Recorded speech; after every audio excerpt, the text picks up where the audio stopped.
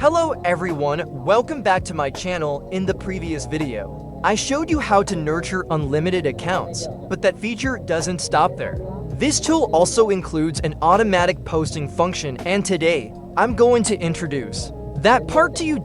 First, before we start posting, we need to prepare the content. Go to the content management section, choose add category, and enter the name you want. Next, add your posts and select the category you just created. There are many content types you can choose from, such as comment, message, post, seeding, share, reel, marketplace, story, or live a stream. Quite a wide variety for you to work with. You can skip the title if you want. Then we move to the content section. Whatever you want to post or comment, just type it in here. For some types like posts or comments, you can also attach images and videos. In the auto posting function, there are many options like posting, to groups, personal timeline, reels, marketplace, and there's also a posting history section. First, in the group posting section, I usually set the general configuration to 30 to 40 seconds. In the content configuration, you can choose content you prepared earlier or pull content directly from Facebook.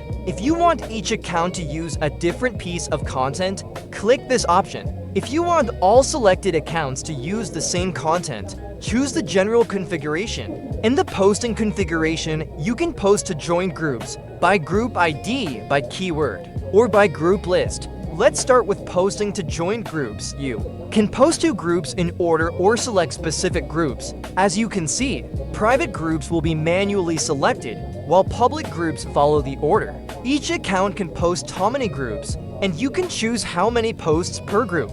You can also enable options like avoiding duplicate groups, post anonymously, interacting before or after posting, or even commenting on the post after it's successfully published. Just enter your comment here. If it's a text-only post, you can choose a background color too. The following sections work mostly the same. The only difference is how you target groups. For example, with group UID lists, you just enter the group UIDs and the software will do the rest. All settings remain.